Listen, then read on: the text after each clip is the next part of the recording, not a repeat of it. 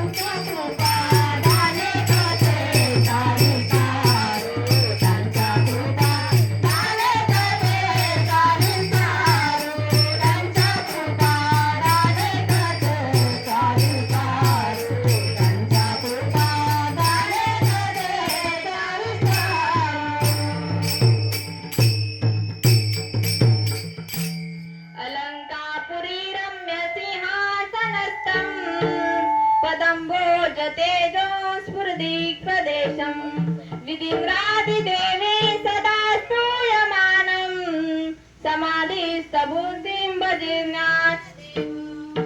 ओम नमो ज्ञानेश्वरा करुणाकरा दयाळा तुमचा अनुग्रह लाभलो पावन झालो चराचरी मस्तक हे पायावरी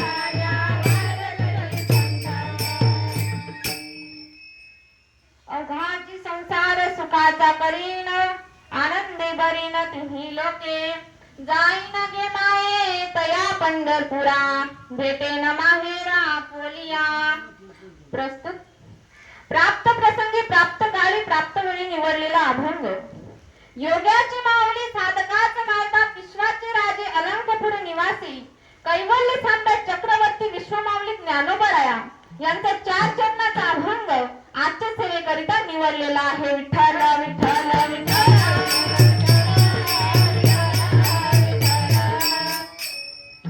अभंगाला सुरुवात करण्याआधी तर्फसा परिहार द्यायचा तो म्हणजे असा की आज या ठिकाणी शनेश्वर महाराजांच्या मंदिरामध्ये हा सप्ताह चालू आहे। या सप्ताहाचं नियोजन करणारे म्हणजे संजय बाबा यांनी 7 दिवसाच्या सप्ताहाचं आयोजन केलं होतं। त्या इतकं सुंदर आयोजन केलं होतं की त्या पावसाला सुद्धा वाटतं की आपण त्या सप्ताहामध्ये त्या हजेरी लावावी म्हणून तो काल सुद्धा देखील आमच्या शुभांगीताईंच्या कीर्तनामध्ये त्यांनी हजेरी लावली आणि आज बरा झाला तो लवकरच सोडून गेला। खरं म्हणजे तर आज कीर्तन माझं नव्हतं, आज कीर्तन माझ्या गुरुवर्य अश्विनीताई म्हात्रे यांचं होतं, पण त्यांची तब्येत बरोबर नसल्यामुळे हे कीर्तन माझ्यासारख्या अज्ञानी बालिकेच्या वाट्याला आलं हे मी माझे परम भाग्य समजते आणि सेवेला सुरुवात करते। विठ्ठल विठ्ठल